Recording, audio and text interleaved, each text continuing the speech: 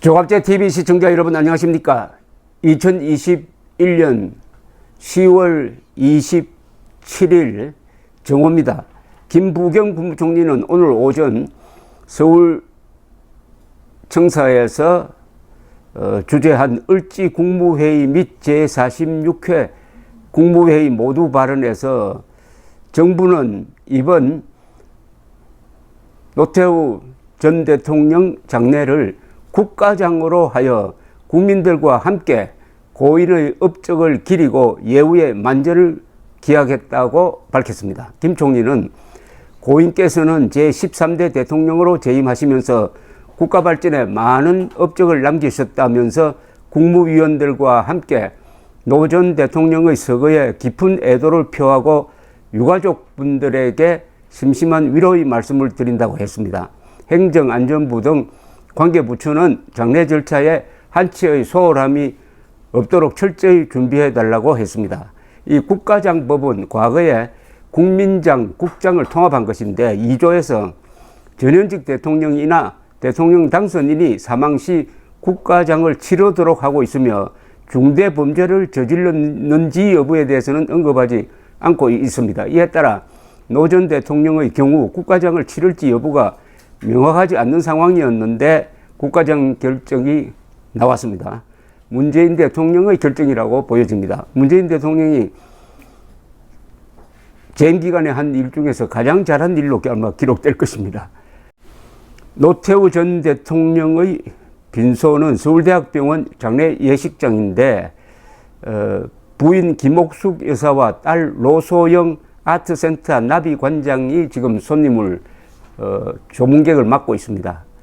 영국 출장 중이던 아들 노재흠 변호사는 오늘 오전에 귀국해서 곧바로 빈소로 올 것이라고 합니다. 국민의힘 김종인 전 비대위원장은 이분이 노태우 대통령 시절에 경제수석을 했습니다.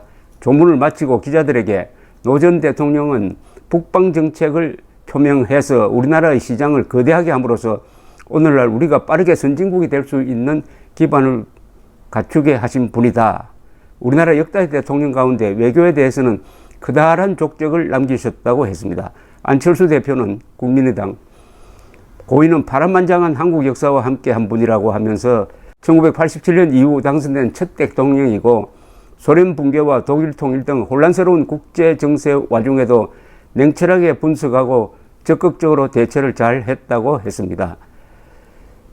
SK그룹 최태원 회장은 오랫동안 고생하셨다면서 아무쪼록 영면하시길 이런 이야기를 했네요. 이준석 대표도 조문을 했습니다. 고인은 민주화 이양 과정에서 역할을 했다. 그 과정에서 북방외교로 성과를 냈다. 고인에게는 12.12 군사반란에 참여한 큰 과가 있다. 다만 전두환 전 대통령과는 달리 고 노태우 일가는 추징금 납부 노력을 지속했고 당신께서는 2000년대 초반부터 건강이 안 좋았지만 그의 아들 노재헌 씨는 광주 민주화 운동에 대해 사과하는 등 진정성 있는 노력을 경주해왔다 라고 했습니다. 국무총리를 지내신 노재봉 전 총리 2년 동안 비서실장으로 노태우 대통령을 모신 분입니다. 는 조문을 마친 뒤에 슬프다라는 말밖에 할 게 없다. 유족들에게 따로 무슨 말을 할 수 있겠나라고 했습니다. 오히려 외국 언론의 반응이 상당히 호의적입니다. 그걸 소개해 드리겠습니다. 블룸버그 통신은 노 전 대통령이 전임 대통령에 의해 후계자로 지명되었으나 국민적 저항에 부딪혔고 마지못해 직선제를 도입했다. 아사히 신문은 여당 대표였던 1987년 민주화 선언을 내어놓아 군 출신이면서도 국제사회에서 한국의 지위를 높였다. 뉴욕타임스는 한국 외대 이정희 교수의 말을 인용해가지고 그는 권위주의와 민주주의 사이에서 다리를 놓았고 한국은 유혈혁명을 겪지 않고 그 과정을 통과했다라고 했습니다. 일본의 최대 일간지인 요미우리 신문은 노 전 대통령은 민주화와 냉전 종결이라는 시대 전환기에 한국을 이끌었다고 평가를 하고 아사히 신문은 또 한국 민주화의 공죄라는 제목의 기사에서 한국 민주화 후의 첫 대통령으로서 경제성장이나 포스트 냉전을 향한 정력적인 외교는 높게 평가받는다고 아주 극찬을 한 겁니다. 사실은 민주화 그리고 북방 외교에 큰 공이 있다고 한 것은 역사적 전환기를 슬기롭게 이끌었다는 거죠. 그리고 노 전 대통령의 북방 외교에 대해서는 일제히 위대한 업적이라고 평가를 했습니다. 위대한 업적. 블룸버그 통신은 냉전 시대에 북한의 가장 강력한 지지자였던 당시 소련과 중국과 우호적인 관계를 맺으며 한국은 분단된 한반도에서 북한의 우위를 점하게 됐다. 로이터 통신도 북방 외교를 가리키면서 세계 최고의 정치인으로서 발돋움하게 한 업적이라고 했습니다. 요미우르 신문은 노 전 대통령은 냉전 종결의 흐름을 타고 구소련과 중국과의 국교 수립에 성공했다.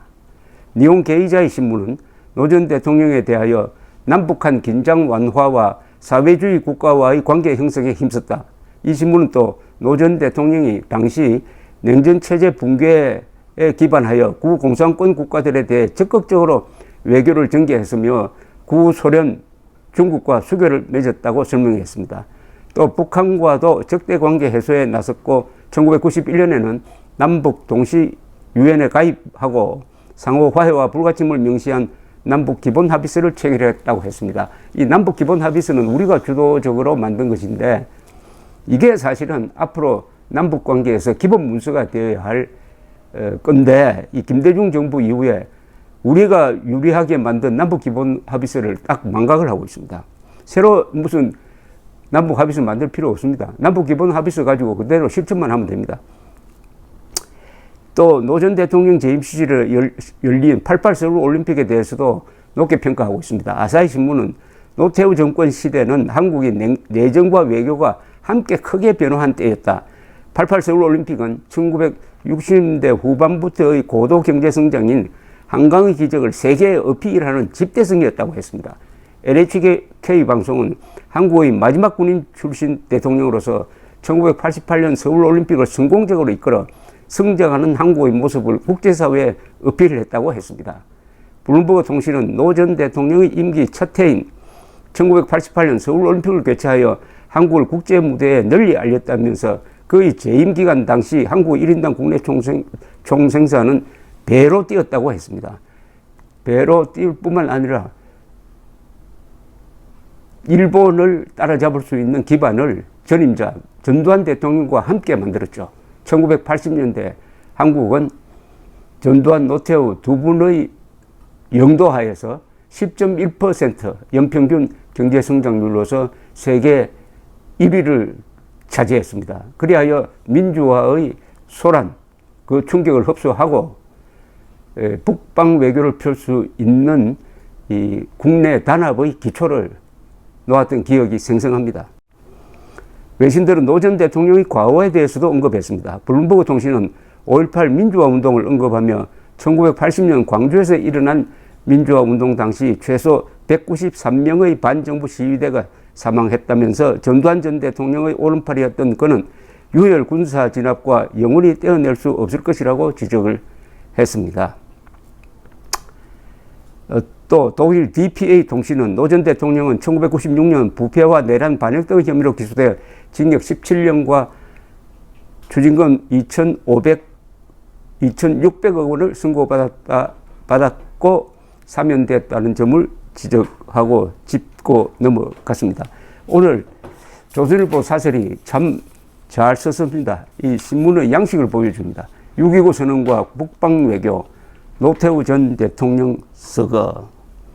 그런데 KBS는 이런 노태우 대통령의 서거 소식을 전하면서 사망이라고 했습니다. 별세란 말도 하지 않았습니다. 그런데 지난 봄에 영국 엘리자베스 2세 여왕의 남편인 필립 공이 사망했을 때는 별세라고 했습니다.